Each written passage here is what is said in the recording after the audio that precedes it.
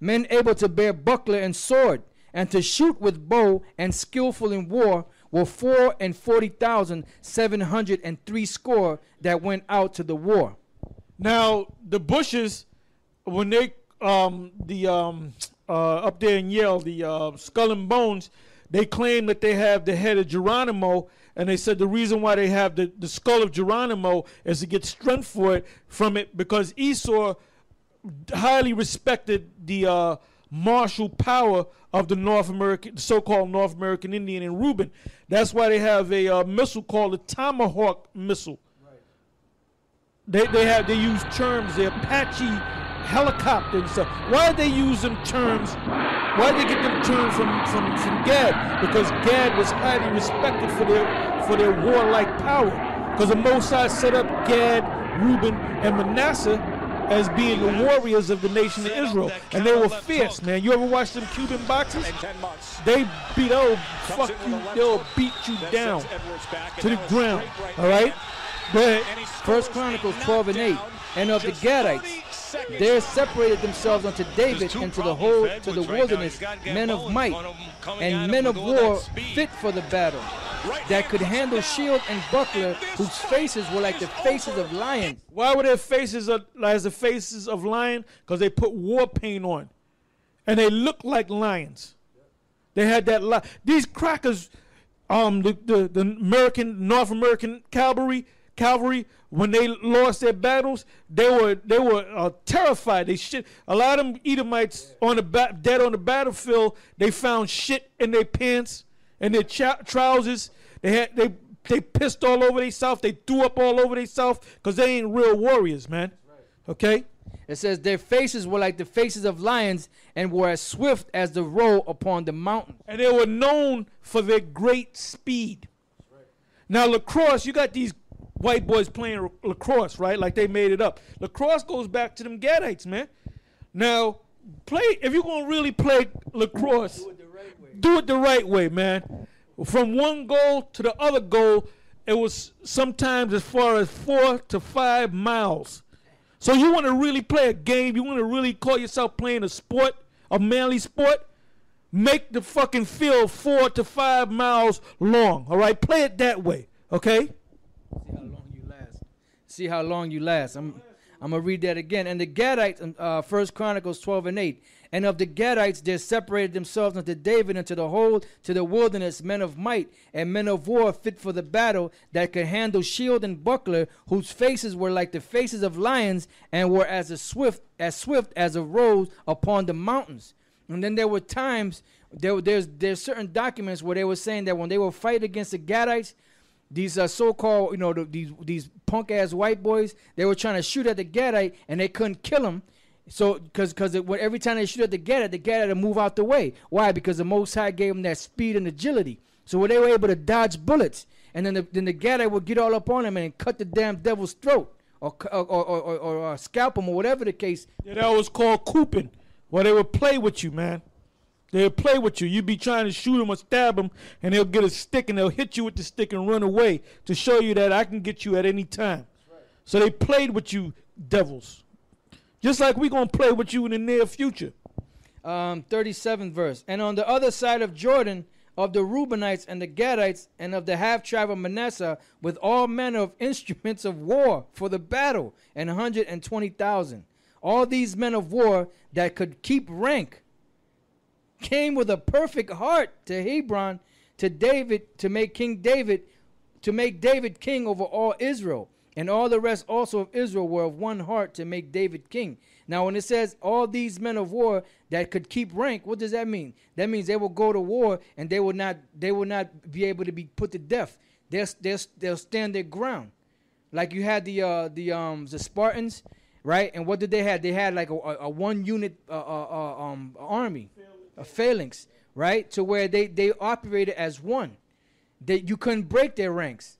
That's the same thing with the Gadites. Why? Because the Spartans are Israelites and the Gadites are Israelites. Yeah, let me just read this here. This is page 77. Hold it, Mike.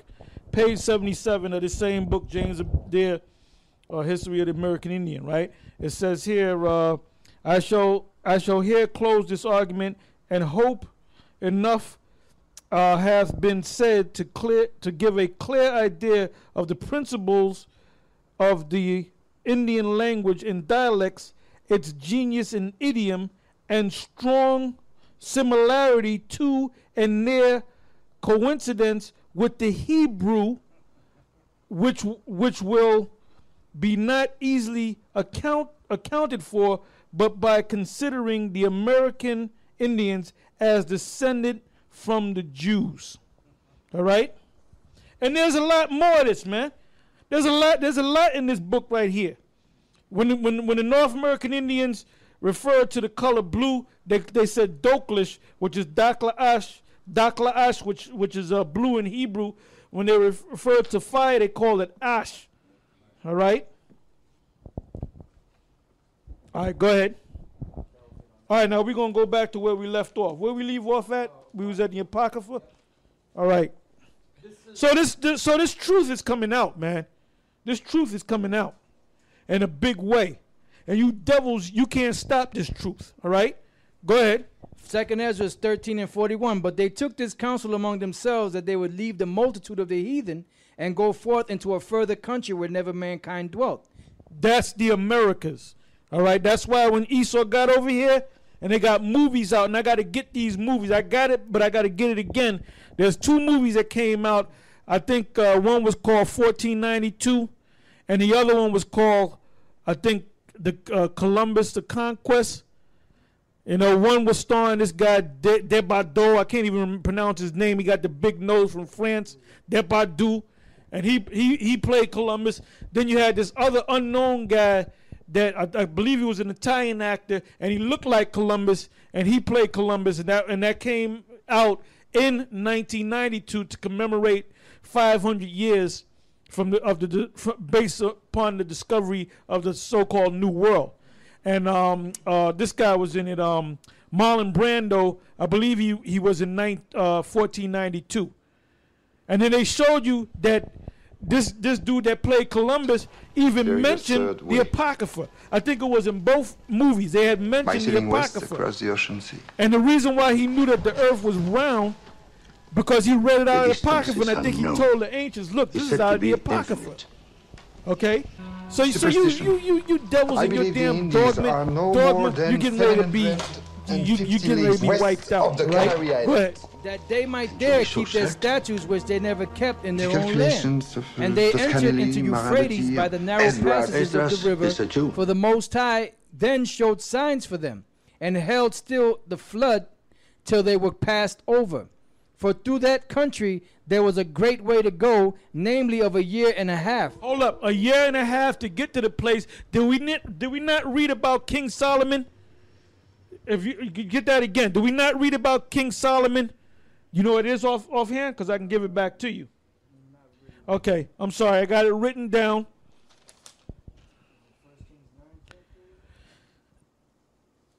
I believe it's 1 Kings, the 9th chapter, and the 26th verse, if I'm not mistaken. Just double check that.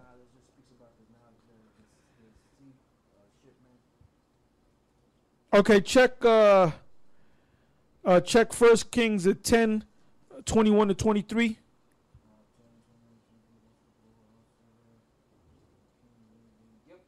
Okay, go ahead. This is 1 Kings chapter 10, verse 21. And all King Solomon's drinking vessels were of gold, and all the vessels of the house of the forest of Lebanon were of pure gold. None were of silver. It was nothing accounted of in the days of Solomon. For the king had at sea a navy of Tarshish with the navy of Hiram. Once in 3 years came the navy of Tarshish, bringing gold and silver, ivory and apes and peacocks. So King Solomon exceeded the kings of the earth for riches and for wisdom.